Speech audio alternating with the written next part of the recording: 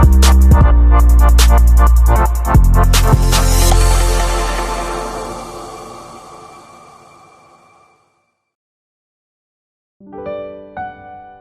siang teman-teman milenials IDN Times.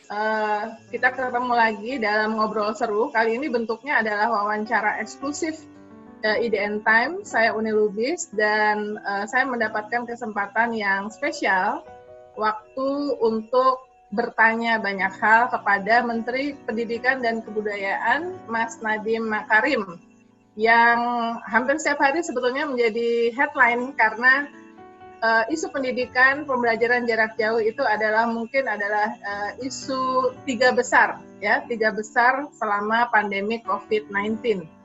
Selain isu krisis kesehatan dan juga krisis ekonomi tentunya. Nah, selamat siang Mas Nadiem. Selamat siang Mbak Uni, apa kabar? Baik, alhamdulillah sehat ya Mas. Sehat alhamdulillah. Selamat nih akhirnya memberanikan diri masuk ke hutan belantara media sosial di Indonesia. Terima kasih. Akhirnya juga tiba di sosmed. Kenapa memilih Instagram? Memilih Instagram untuk beberapa alasan. Yang pertama adalah Instagram itu yang juga platform yang lebih personal, karena menurut banyak mungkin rakyat ya dan juga masyarakat di dunia pendidikan, mereka juga ingin lebih ada sentuhan personal dari Mas Menteri dan ingin tahu aspirasi personalnya saya dan juga apa policy dan mungkin kebijakan-kebijakan di benak saya gitu.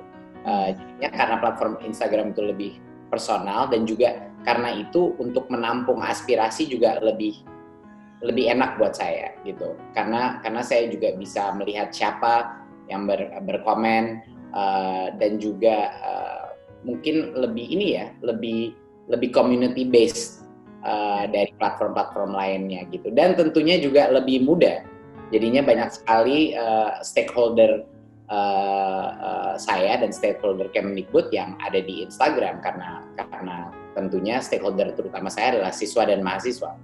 Ya, jadi milenial dan Gen Z memang adanya di Instagram ya. Meskipun ibu-ibu, emak-emak juga di Instagram, jadi cocok sih. Karena ibu-ibu ini sangat concern dengan isu pendidikan ya. Itu stakeholders-nya juga ya. Oke. Saya melihat vlog yang bareng dengan Presiden Jokowi. Apa komentar Presiden Jokowi ketika tahu bahwa Mas Menteri punya media sosial? Karena Pak Jokowi kan sangat aktif di media sosial. Betul, ya saya langsung mendapat tips-tips lah dari Pak Presiden. Ya kan? Ya. Boleh dibagiin nggak tipsnya apa tuh misalnya? Pak Presiden itu bos yang hebat gitu. Dia bukan hanya bos negara, dia juga bos atasan saya kan. Jadinya beliau itu selalu menyemangati saya di masa yang baik, di masa yang sulit, beliau selalu mendukung. Jadinya waktu saya beritahu sama beliau bahwa akan ada saya buka sosmed dan Instagram, mungkin beliau merasa udah kenapa nggak sebelumnya ya gitu. Tapi beliau langsung semangat dan siap untuk melakukan video dengan saya gitu. Makanya di endorse oleh Pak Presiden itu luar biasa buat saya, bikin semangat sekali. Okay. Iya, Pak Presiden itu menjadi bukan hanya inspirasi dari sisi pemimpin yang selalu kalem, selalu bijak dan jarang sekali menambah.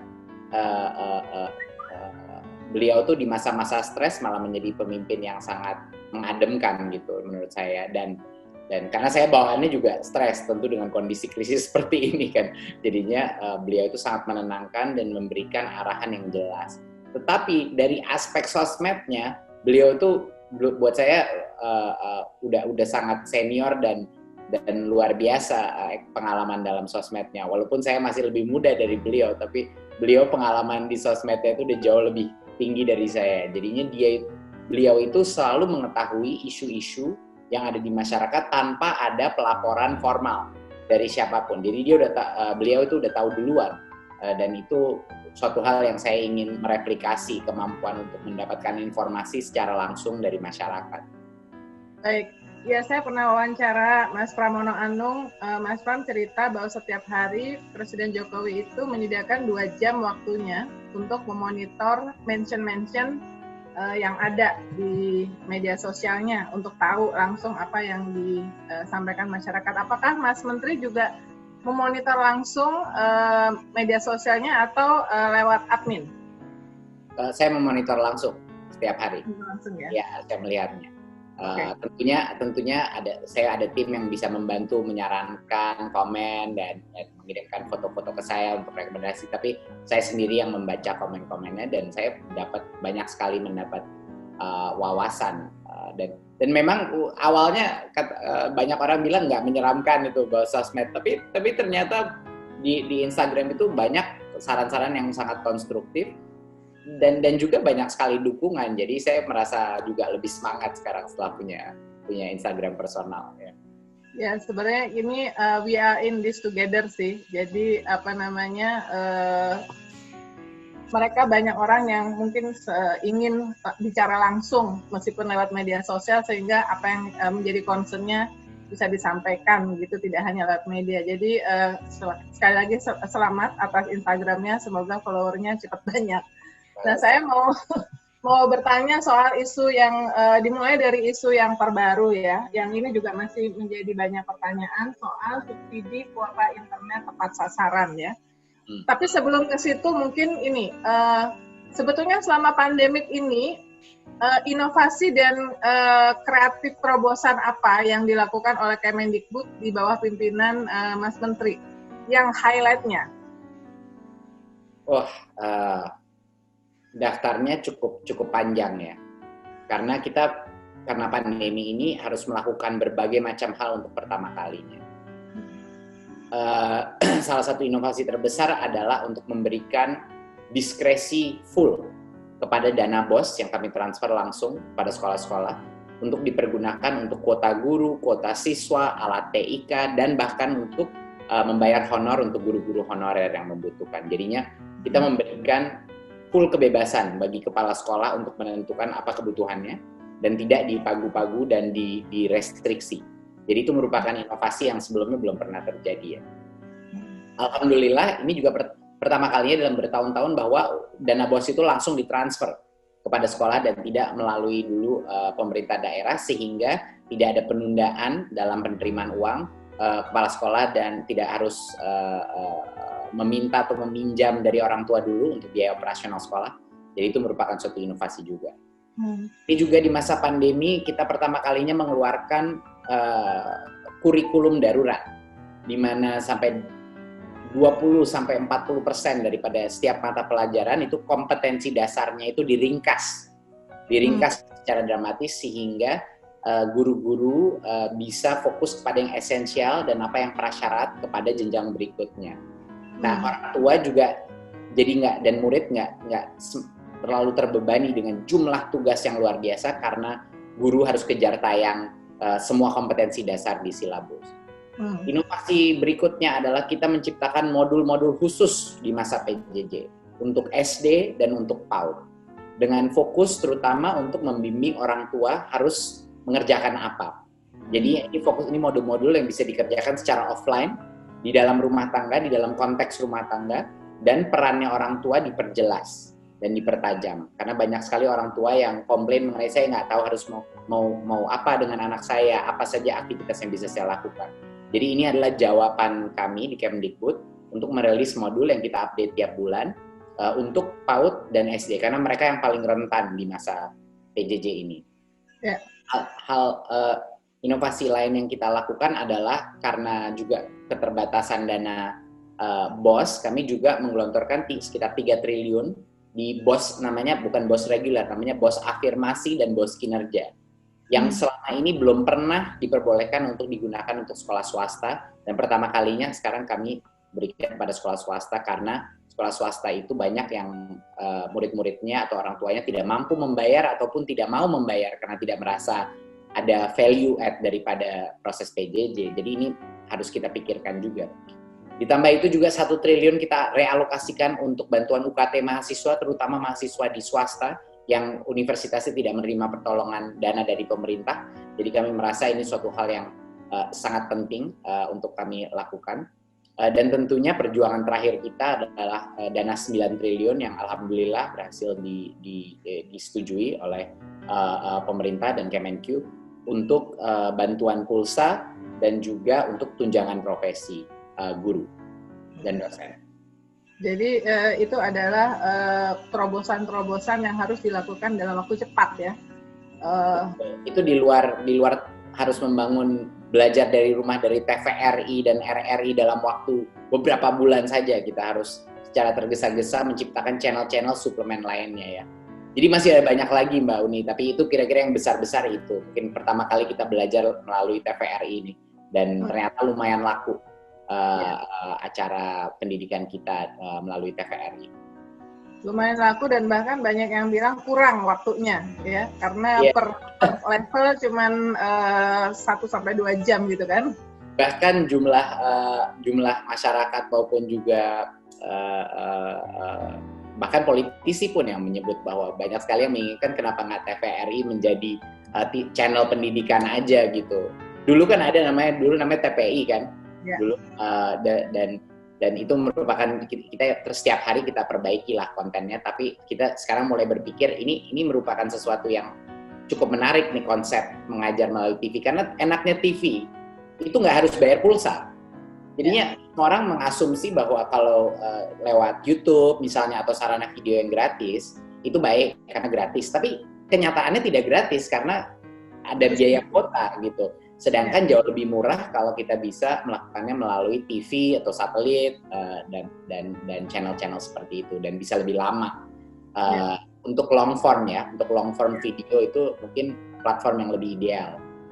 Ya, menurut data Nielsen memang orang Indonesia mengkonsumsi informasi masih lebih dari 95% dari TV, karena penetrasinya itu memang juga 95% ke seluruh penduduk Indonesia ya. Betul. Oke, nah karena sudah disinggung soal yang terbaru adalah subsidi kuota internet yang tepat sasaran, justru pertanyaannya bagaimana memastikan untuk tepat sasaran? Ya, itu adalah tantangan yang luar biasa pada saat ini. Jadi sebenarnya tanggung jawab daripada verifikasi data HP-nya murid-murid dan orang tua itu harus ada tanggung jawabnya itu ada di kepala sekolah masing-masing, karena mereka yang akan menginput data itu di Dapodik. Ya, dan tentunya untuk universitas itu adalah tanggung jawabnya rektor untuk melakukan verifikasi itu, karena kami kan tidak mengetahui akurasi daripada data tersebut. Barulah dari itu kita datanya kami reverifikasi, lalu kami kirimkan ke masing-masing operator, dan harapannya di bulan depan ini bisa mulai dilakukan pemberian. Tapi secara teknisnya ini karena kami persetujuan pendanaannya sudah dapat. Secara teknisnya kita harus memastikan agar semua prinsip transparansi terjaga dan akuntabilitas yang jelas kepada sekolah ini harus diperjelas. Gitu. Ya. Karena kan kalau dari data yang dari data dari Kemendikbud ya, setidaknya untuk siswa itu ada lebih dari 40 juta, guru 1,185,969. Untuk mahasiswa lebih dari 6 juta, dosen aktif 295.000, hampir 296.000. Jadi memang melibatkan jumlah yang sangat besar ya. Nah, berapa lama kira-kira verifikasi data ini dilakukan? Kalau verifikasi kan dilakukan secara berkala, karena setiap bulan ada anggaran tertentu, karena kita pagukan anggaran itu per bulan per anak, dan karena itu mungkin kami ada cut off deadline-nya setiap kali sebelum kita melakukannya. Tapi itu nanti detailnya kami harus bahas dengan masing-masing kepala dinas. Tapi ini pertama kalinya ya pemerintah melakukan pembagian pulsa sebesar ini. Setahu saya ya, ini adalah yang terbesar. Jadinya pasti ada banyak tantangan-tantangan, pasti banyak kendala-kendala di lapangan yang kita hadapi. Tetapi itu bukan alasan untuk tidak melakukan ini, karena rakyat lagi butuh. Jadi kita harus melakukan yang terbaik untuk rakyat. apapun resikonya, gitu. Apapun resikonya dari sisi mungkin nanti ada isu dengan pengirimannya atau data yang tidak akurat, tapi yang penting adalah semua kepala sekolah bertanggung jawab atas akurasi data tersebut, dan dari sisi Kemendikbud harus benar-benar semerata mungkin. Jadinya ini benar-benar dirasakan oleh rakyat, netes, dan terutama yang paling membutuhkan. Oke. Bagaimana dengan isu, karena memang isu kuota ini adalah isu yang salah satu yang paling banyak ya diangkat selama pembelajaran jarak jauh. Bagaimana dengan isu peralatannya sendiri, Mas Menteri? Jadi gadget ya, gawai, kemudian atau laptop, itu kan media juga meliput dengan masif tentang di berbagai tempat masih belum ada yang belum punya gitu. Bagaimana itu?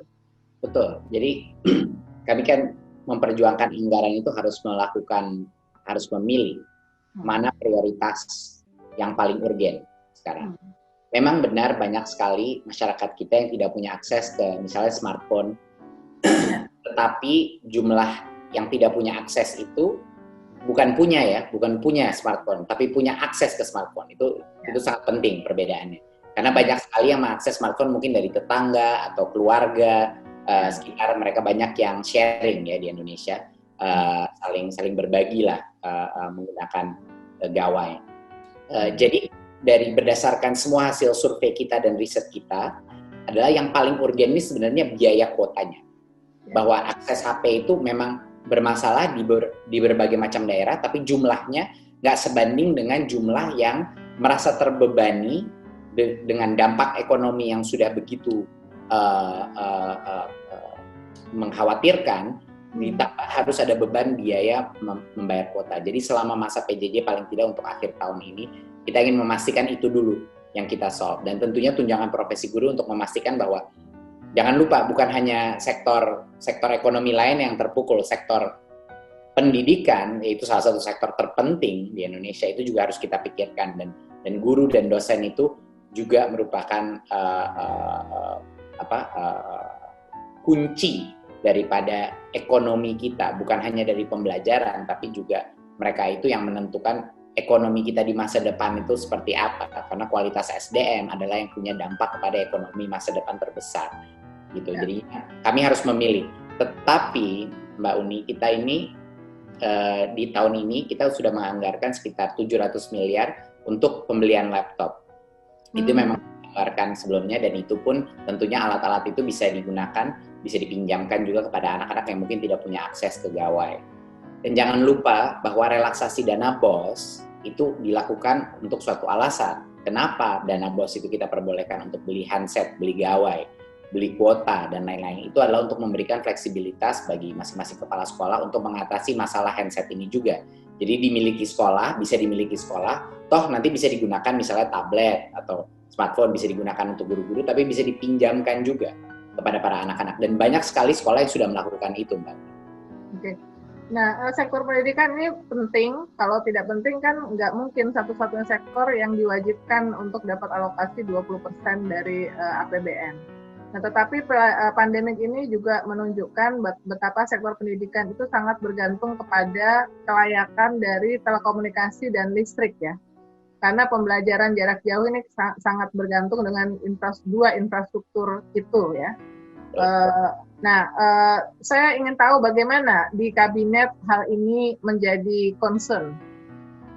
Ini menjadi salah satu concern utama sekarang, karena ini membuktikan di semua sektor, bukan hanya di pendidikan, di semua sektor ekonomi kita, akses kepada internet, akses kepada tentunya listrik, kalau akses dengan internet juga, untuk memastikan bahwa kesenjangan ekonomi dan kesenjangan pembelajaran itu tidak menjadi lebih jauh lagi, lebih tinggi lagi kesenjangannya, yang sekarang sudah sangat tinggi.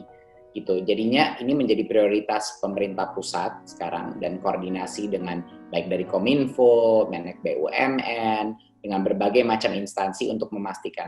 Namun semua masalah yang hubungan dengan infrastruktur tidak mungkin bisa diselesaikan dalam periode 6-20. Jadi ini harus juga realistis bahwa walaupun sudah menjadi prioritas sekarang akan makan waktu mungkin beberapa tahun sebelum kita bisa menyelesaikan. Tapi dampak positifnya adalah dari yang sebelumnya mungkin ada program-program lain yang diprioritaskan, sekarang ini menjadi program utama untuk dituntaskan di masa periodenya Pak Presiden ini. Karena digitalisasi Indonesia, baik pemerintah maupun digitalisasi sektor-sektor industri kita dan termasuk pendidikan dan kesehatan, itu menjadi prioritas utama Pak Presiden, karena beliau sangat percaya potensi teknologi untuk bisa meleapfrog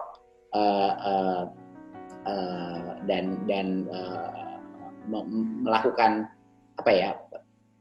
agar kita ini bisa tidak harus mengikuti jalur biasa saja yang negara-negara lain harus lakukan. Jadi harapannya dengan teknologi kita ini bisa melakukan lompatan sehingga kita bisa mengejar ketertinggalan kita dengan cara yang lebih cepat.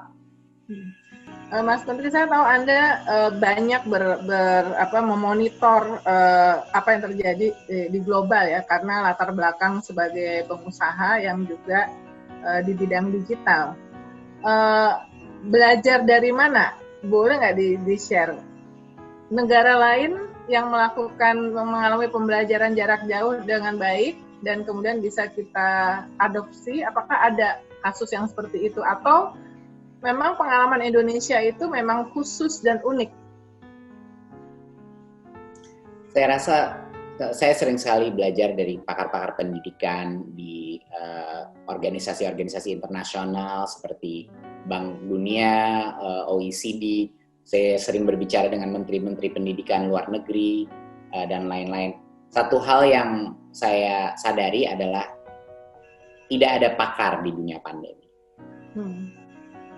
Yang namanya best practice itu tidak ada, karena sama-sama melalui sesuatu yang pertama kalinya. Jadi untuk bilang ada yang sukses, kita nggak akan bisa tahu ada kasus PJJ yang sukses karena kita memonitornya itu harus setelahnya, bertahun-tahun setelahnya kita melihat dampaknya apa.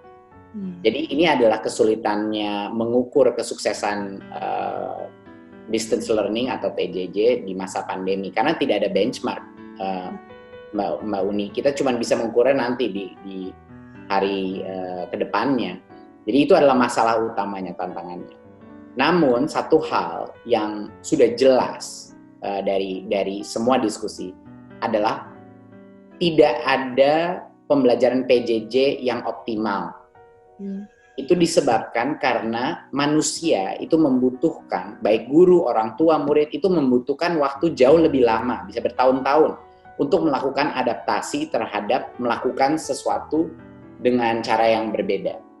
Ya. Jadi untuk bisa melakukan itu dalam waktu 3-6 bulan itu tidak mungkin, sehingga bagi yang membilang bahwa ada di dunia itu ada PJJ yang optimal itu tidak benar. Krisis pembelajaran ini dirasakan di seluruh dunia, di negara maju maupun di negara berkembang. Dan prioritas nomor 1 harus bagaimana mengembalikan anak-anak ke sekolah dengan cara yang paling aman. Jadi itu udah jelas gitu, bahwa apalagi di negara-negara atau di daerah-daerah di mana akses infrastruktur internetnya masih belum baik gitu. Jadi untuk daerah itu lebih penting lagi untuk mengembalikan anak ke sekolah seaman mungkin. Makanya di kebijakan kami, karena 88% dari daerah 3T kita terluar dan tertinggal itu ada di zona kuning dan hijau, kami beserta 4 menteri memutuskan untuk daerah ini yang benar-benar di terluar itu bisa mulai melakukan tatap muka dengan protokol kesehatan yang sangat ketat. Dan mereka baru mulai nih sekarang yang kuning dan hijau, tapi itu pun baru sedikit, baru sekitar 20-25% yang mulai melakukan ini karena protokolnya sangat ketat gitu. Ya, protokol kesehatan ketat. Kalau misalnya kita lihat di Korea, di Taiwan, anak-anak menggunakan tidak hanya masker tapi face shield. Apakah itu juga akan disediakan oleh pemerintah di tempat-tempat yang dibuka itu? Ya, tentunya ini adalah di mana peran saya sudah bilang Mbak Uni, berbagai macam bantuan anggaran dan kurikulum dan kebijakan yang sudah dilakukan pemerintah pusat. Harapan kami untuk preparasi untuk tatap muka, tentunya sekolah-sekolah di Indonesia itu miliknya Pemda ya, Mbak Uni. Mungkin banyak orang masih belum mengetahui ini, bahwa Pemda adalah pemilik dan operator daripada sistem pendidikan di daerah untuk SMA, SMP ke bawah ya. hanya universitas negeri yang sebenarnya dioperasikan langsung oleh pemerintah pusat.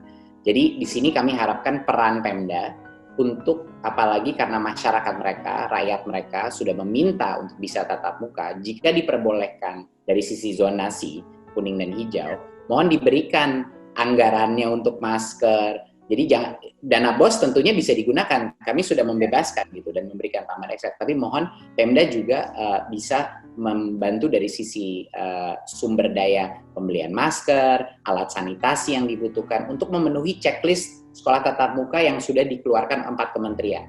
Jadi itu standar checklist dari Kemenkes, itu sudah sangat jelas apa yang dilakukan. Tapi mungkin banyak sekolah-sekolah di daerah yang mungkin dana BOS-nya tidak cukup. Jadi mohon Pemda lah di situ yang diharapkan bisa hadir untuk menutupi kebutuhan untuk bisa melakukan tatap muka. Oke. Nah, pandemik ini apakah membuat Kemendikbud dan Mas Menteri itu berpikir melakukan the great reset? Tadi inovasi kreativitas sebagian dari hal terobosan ya, tapi apakah ini memang memaksa Kemendikbud untuk melakukan the great reset termasuk dalam sistem pembelajaran yang akan berlaku beyond pandemi? Iya, kayaknya bisa dibilang riset, bisa dibilang mengakselerasi suatu hal yang sudah harusnya kita lakukan. Ya, ada 2 hal. Jadinya hal-hal yang secara makro yang the great reset ini, yang satu adalah kita pertama kalinya menyadari betapa banyaknya aktivitas pemerintahan yang sebenarnya bisa dilakukan melalui online. Ya, ini merupakan suatu kejutan bagi semua orang. Dan ini bukan cuma pemerintah ya, pihak swasta juga sama. Kita menyadari bahwa ya mungkin tidak semuanya optimal dan ideal, tapi jumlah penghematan dan efisiensi yang terjadi, mungkin Mbak Uni sudah mulai menyadari ini, berapa jumlah meeting yang Mbak Uni bisa lakukan lewat Zoom lawan meeting fisik. Buat saya sih, saya bisa jauh lebih baik. Nggak kena macet, udah nggak waktu ketemu chit-chatnya udah nggak sebanyak yang sebelumnya kan, ya kan, nggak selalu terpotong-potong waktu makan dan lain-lain. Jadi menurut saya ada realisasi di birokrasi pemerintahan maupun di swasta bahwa cara kita bekerja ini nggak akan sama lagi.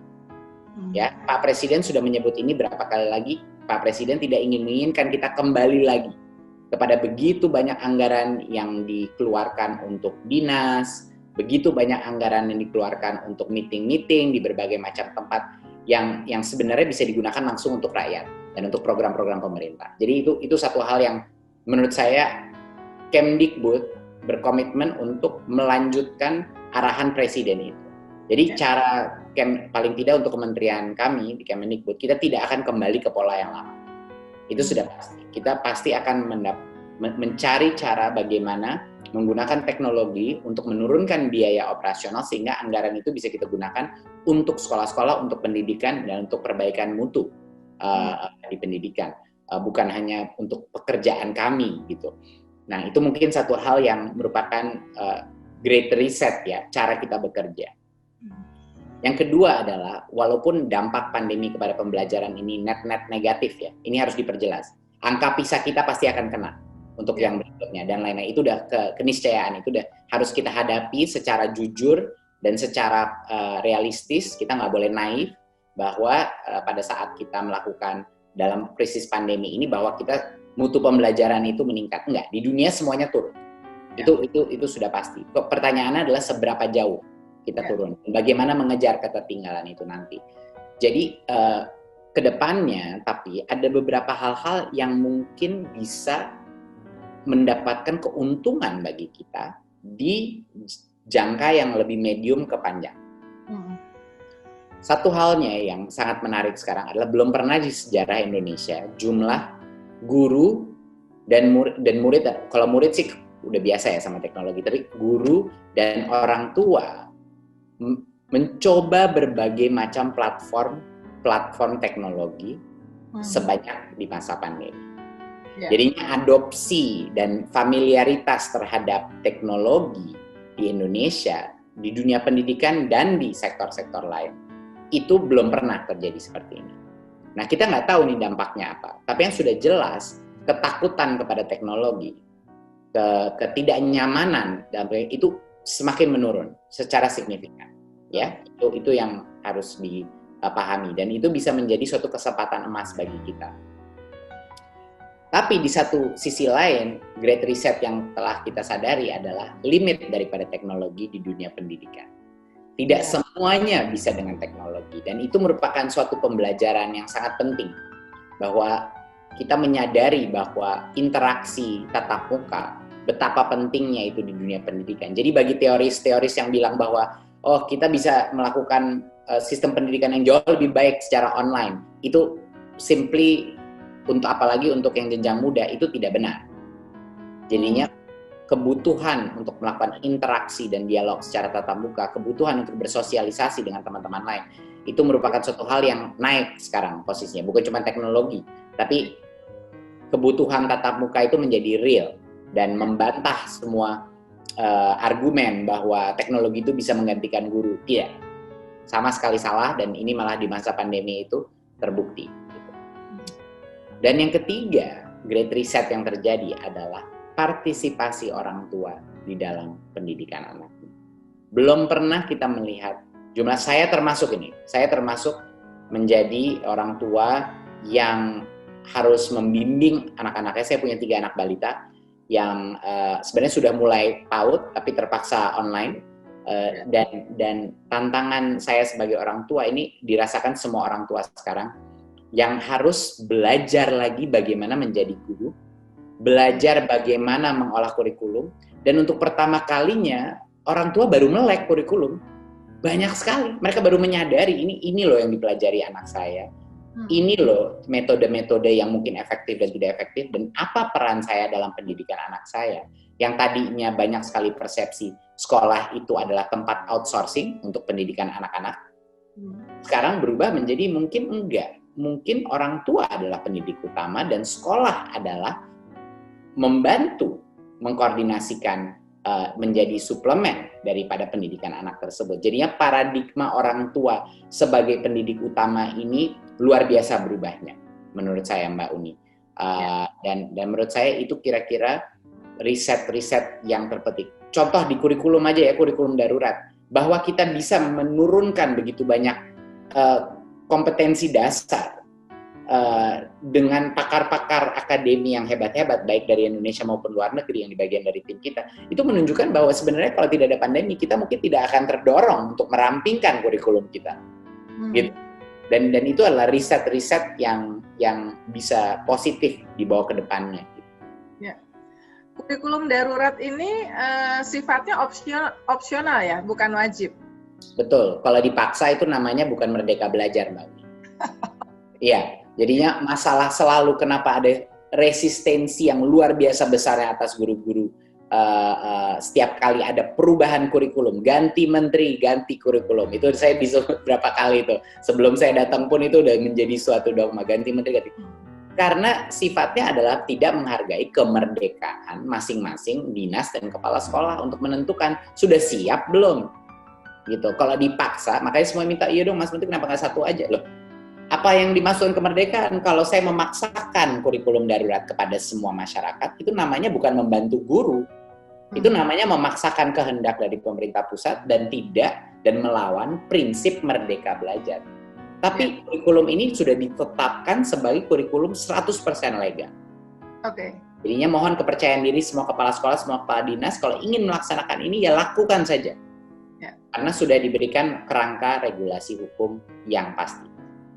Dan seperti kita pernah ngobrol sebelumnya waktu di Indonesia Millennial Summit awal tahun ini juga core-nya ini ada pada guru ya. Apakah Mas Menteri dan jajaran sudah melakukan semacam preliminary evaluasi sesudah berjalan sekian lama Merdeka Belajar ini? Apakah guru-guru memang sudah cukup dibekali untuk berimprovisasi sehingga melakukan konsep Merdeka Belajar? Ya, jawaban itu sangat jelas. Jawabannya belum. Jelas belum. Kita kan semua sama-sama belajar. Guru sama-sama belajar. Menteri sama-sama belajar. Kementerian sama-sama belajar karena ini kondisi yang luar biasa barunya buat kita. masalah yang dihadapi sebelum pandemi, sebelum PJJ, itu menjadi lebih parah di masa PJJ. Sama aja, guru yang baik di masa tatap muka bisa menjadi baik, tetap baik, tapi mungkin juga ada yang mengalami kendala juga mungkin. Banyak yang mengalami kendala. Tapi ciri-ciri guru baik, yaitu seperti guru penggerak, adalah dia selalu akan mengutamakan apa yang terbaik untuk anak-anaknya. Bukan apa yang terbaik untuk karirnya, bukan apa yang terbaik dari sisi birokrasi. Ya, berarti guru-guru penggerak yang sebelumnya sudah menggerak, mereka pasti akan mencari jalan atau model baru, pola baru untuk melaksanakan PJJ. Dan biasanya guru-guru itulah yang sukses. Tapi sekarang ada faktor ketiga kesuksesan PJJ, bukan hanya guru, tapi orang tua. Yeah.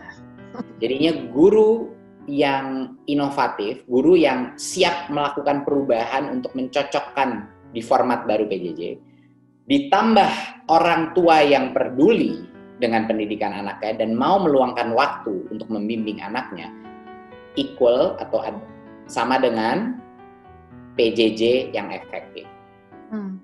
Bukan optimal, efektif. Tidak optimal, tidak mungkin optimal, tapi efektif.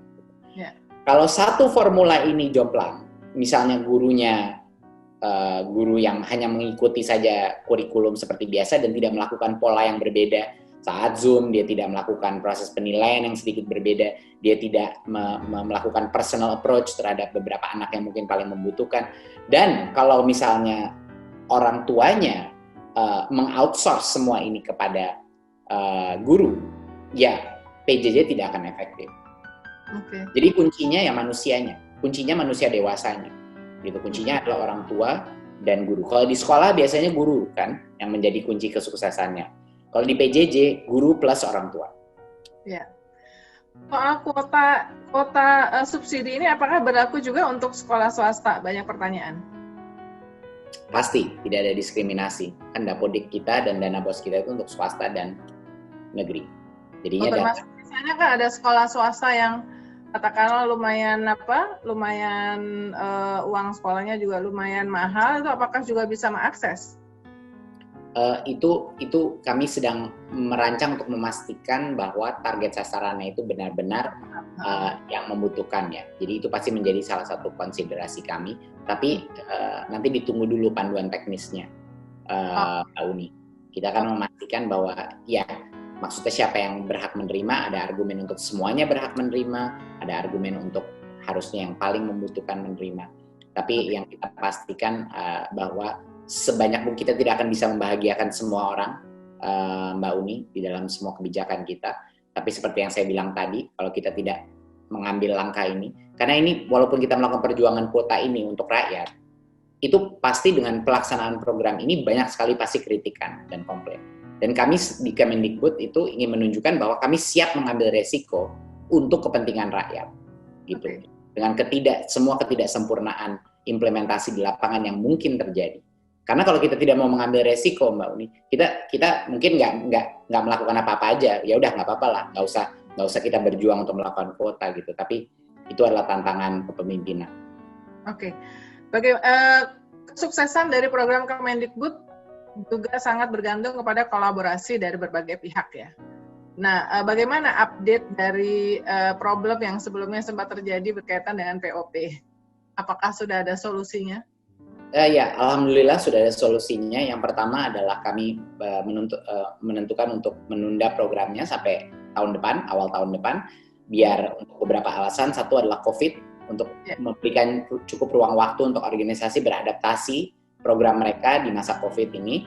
Kedua adalah agar penyerapan anggarannya juga ada waktu lebih banyak, sehingga tidak keburu-buru dan mengorbankan kualitas programnya. Ketiga adalah waktu untuk kita mengevaluasi masing-masing organisasi yang lolos dengan kriteria yang benar itu kredibel apa tidak organisasinya, untuk memastikan semuanya benar informasi yang kita dapatkan di masa aplikasi. Dan yang terakhir adalah untuk memastikan organisasi-organisasi masyarakat yang terbesar dan terpenting di Indonesia itu juga didengarkan inputnya dan bisa berpartisipasi di dalam ini. Alhamdulillah PBNU sudah bergabung kembali ke dalam program POP harapan kami adalah bahwa karena permintaan, misalnya contoh permintaan PGRI kemarin adalah untuk melakukan penundaan program ini untuk melakukan penyempurnaan proses. Semoga dengan ini PGRI pun bisa kembali bergabung, karena uang untuk POP di tahun 2020 kami pindahkan dan anggarkan untuk pulsa untuk guru-guru. Ya, jadi itu merupakan salah satu perjuangan kami ini, karena penundaan kita pastikan yang paling membutuhkan secara kritis dulu.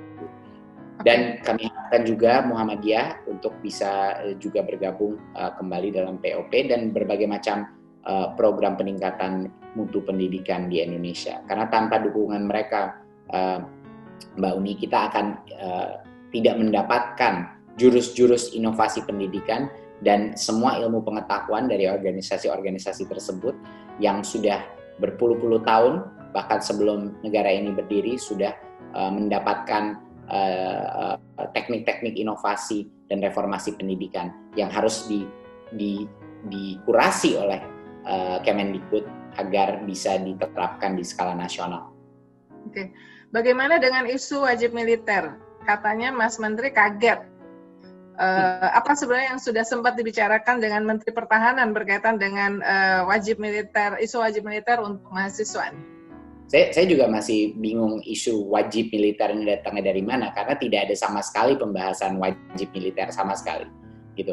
Apa yang gimana yang dimaksudkan Merdeka Belajar kalau ada pemaksaan, ya. Jadi sama sekali tidak ada diskusi mengenai wajib militer, bahkan di setahu saya di undang-undang kita tidak ada sama sekali mengenai wajib militer, sehingga itu bukan suatu hal yang kami diskusikan ataupun mengetahui. Nggak tahu kenapa di media menjadi begitu panas. Satu-satunya hal yang kami diskusikan dengan Kementerian Pertahanan adalah program Kampus Merdeka. Kampus Merdeka itu adalah program voluntary, program sukarela, di mana anak-anak itu masuk program-program, dia apply untuk masuk ke program-program magang 1 semester, riset 1 semester, exchange, ya, pertukaran pelajar 1 semester atau 2 semester. Dan salah satu program yang akan kita juga tawarkan kepada mahasiswa adalah program kepemimpinan, misalnya perwira cadangan, di mana itu program kepemimpinan dengan ilmu ketahanan negara, ilmu keamanan negara, dan juga pelatihan fisik dan kepemimpinan yang menurut saya sangat baik. Apakah nanti dia ingin melanjutkan bergabung dengan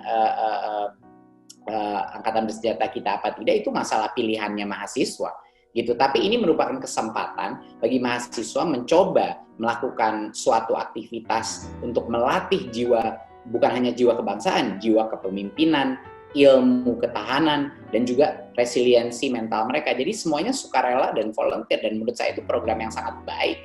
Di negara-negara maju ada banyak sekali jenis-jenis program-program pendidikan yang berhubungan dengan militer yang bisa mengasah ke jiwa kepemimpinan. Ya? Iya, jadi semuanya buat saya adalah voluntary dan sukarela, harus militer. Jadi ini bagian dari Kampus Merdeka. Kok jadi wajib militer isunya? Jadi itu saya sama sekali kita tidak akan pernah memaksakan itu. Mas Menteri, kita banyak ngobrol soal pendidikan, tapi sebetulnya job desk-nya Mas Menteri, Mendikbud ini kan pendidikan dan kebudayaan. Saya ingin tahu apa yang terjadi dengan sektor kebudayaan kita selama pandemi. Sangat menyedihkan. Banyak sekali budayawan-budayawan kita, peseni-peseni kita yang tidak bisa melakukan aktivitasnya, tidak ada demand untuk berbagai macam produk-produk kreasi mereka, dan juga karena semuanya itu hubungannya dengan berkumpul dan menikmati kreativitas karya seniman-seniman, itu merupakan suatu saat yang ini bagi mereka suatu saat yang sangat sulit. Kami sudah membantu dengan berbagai macam upaya untuk bisa mengerjakan berbagai macam produk karya secara online sehingga masih ada stimulasi di sektor ini, tapi sangat sulit, Mbak Uni. Baik, kami juga sudah memperjuangkan ada dana bansos bagi seniman yang melalui pemerintah daerah. Itu juga Dirjen kami telah berupaya susah keras untuk melaksanakan berbagai macam bantuan, tetapi sektornya sendiri terpukul dengan sangat berat, dan tentunya social safety net untuk para peseniman dan budayawan kita juga bukan kuat gitu loh, karena mereka bukan punya pekerjaan yang tetap. Jadinya itu merupakan tantangan sih, Mbak Uni. Ini kemarin jadi isu besar di media sosial karena ada komplain termasuk protes keras dari Mas Butet Kertarajasa ya kepada pemerintahan Presiden Jokowi yang dianggap tidak punya hal yang konkret untuk membantu seniman budayawan. Ini kita nggak bicara soal aktris dan aktor, tapi yang seperti barusan dikatakan oleh Mas Menteri, budayawan seniman yang memang nggak semuanya tampil di TV ya. Memang yang diarah bukan Mas Menteri tetapi kementerian yang lain, tapi apakah itu pernah jadi pembicaraan di kabinet? Mungkin saya ingin tahu bagaimana untuk nasib mereka. Iya, sudah pasti. Saya juga sering ngobrol sama Mas Butet mengenai isu ini. Jadinya ya dari Dirjen Kebudayaan kita ada berbagai macam program yang ya kita sebaik mungkin akan mencoba terus menstimulasi karya, tapi harus online karena tidak ada audience gitu. Tapi saya yakin bahwa sebenarnya kedepannya ini dengan begitu banyak bantuan juga ya dari masyarakat yang masih ingin menikmati kebudayaan kita lewat digital, dan juga dengan dukungan Pemda di mana sudah ada alokasi untuk dana atau bansos bagi seniman dan budayawan yang di masing-masing dinas kebudayaan itu sudah ada, tapi harapannya penyerapannya harus lebih cepat lagi. Kami akan upayakan yang sebaiknya. Tapi saya optimis kita akan melalui ini dan survive gitu. Oke. Pertanyaan terakhir ini adalah bola panas tentang reshuffle di kabinet ini kan terus ya, dimuat juga media tapi juga dibantah oleh Pak Mensesnek. Tapi ini kan munculnya juga dipicu oleh yang Presiden sempat marah di depan publik ya. Dan nama Nadiem Makarim termasuk salah satu menteri yang disebut untuk diganti ya. Gimana tanggapan dari Mas Menteri? Saya nggak pernah memikirkan isu-isu seperti itu, Mbak Uni. Itu di luar tupoksi saya. Saya di sini sebagai profesional yang bekerja untuk meningkatkan mutu pendidikan. Kalau ada isu seperti apa itu semuanya prerogatifnya Pak Presiden, dan saya akan selalu mengikuti saja arahan Pak Presiden. Loyalitas saya sama Pak Presiden tuh sangat kuat. Jadi apapun yang dia tentukan itu adalah yang terbaik untuk bangsa. Tapi itu bukan suatu hal yang saya pikirkan sehari-hari. Isu seperti itu. Saya di sini untuk kerja, untuk memitigasi krisis pembelajaran yang sedang terjadi, dan saya akan lakukan yang terbaiknya, apapun akhirnya. Jadinya ya kerja aja gitu. Nah, sebetulnya kan baru jadi menteri di pos yang penting, lalu kena pandemi, bergelut dengan problem yang luar biasa. Mungkin waktu jadi pengusaha lebih enak. Apakah sempat kepikiran kayak begitu? Dunia pendidikan itu adalah mungkin salah satu sektor yang terumit ya untuk melakukan perbaikan. Sebelum pandemi aja, tantangan di dunia pendidikan kita itu sudah luar biasa besarnya. Bayangkan dengan pandemi. Pertama kali masuk pemerintah, paling muda, dari background yang sangat berbeda, pertama kali mengenal birokrasi dengan tantangan pendidikan yang begitu berat, lalu pandemi keluar. Jadinya mau dibilang apakah ini tugas yang sulit? Iya, ini tugas tersulit yang pernah saya alami di hidup saya. Gitu. Tapi siapapun di posisi ini pasti akan mengalami tugas tersulit di dalam hidupnya dia. Gitu. Tapi di masa-masa walaupun kita nggak ada yang bisa memprediksi bahwa pandemi ini akan mengena, tapi ya alhamdulillah saya punya tim yang luar biasa. Alhamdulillah saya punya atasan yang luar biasa, yaitu Pak Presiden. Dan alhamdulillah banyak sekali menteri-menteri di masa krisis ini yang mendukung kami dan memberikan dukungan dan support. Dan itu yang sebenarnya dibutuhkan di masa krisis itu. Azas gotong royong, azas menawarkan pertolongan dan saling bahu-membahu mendukung. Dan asal itu aja kita bisa lalui krisis ini. Sesulit apapun, masyarakat Indonesia ini sudah sering mengalami bencana. Kami ini punya ketabahan, resiliensi yang cukup besar. Jadi saya optimis karena nggak seperti negara-negara lain, kita bencana alam, bencana katastrofik itu adalah suatu hal yang kita sudah berkali-kali mengalaminya dan sudah siap secara mental menghadapi ini. Jadinya buat saya secara personal berat, ini amanah yang begitu berat, terberat yang pernah saya alami di hidup saya. Tetapi saya tiap hari termotivasi dengan tim saya tiap hari termotivasi dengan mendengar guru-guru yang bergerak di lapangan melakukan berbagai macam kunjungan misalnya ke murid-muridnya. Saya terinspirasi tiap hari melihat murid-murid yang menemukan berbagai macam kreasi di masing-masing rumahnya. Saya dapat semangat dari jumlah orang tua yang menemukan modul-modul baru di luar kurikulum sekolah yang sangat efektif dan pola-pola pembelajaran lain. Saya dapatkan inspirasi dari jumlah orang penggerak yang secara mandiri melakukan berbagai macam inovasi di lingkungannya sendiri dan begitu banyak pengorbanan untuk teman-teman sekitarnya gitu. Jadi itu yang buat saya semangat tiap hari. Jadi merasa lebih kuat karena punya support system yang mendukung ya. Ya. Baik, terima kasih banget Mas Menteri atas waktunya. Mudah-mudahan semua program-program yang dilakukan oleh Kemendikbud ini betul-betul bisa membuat dunia pendidikan kita at least tetap berjalan dengan segala problematikanya, tetap bisa berjalan lancar, dan itu untuk kepentingan, karena ini Profesor Emil Salim minggu yang lalu waktu kami wawancara bilang pandemik ini berpotensi memutus satu generasi kalau soal pendidikan ini tidak bisa ditangani dengan baik, dan ini adalah tugas berat yang unfortunately ada di pundaknya Mas Menteri sebagai lead-nya untuk Indonesia.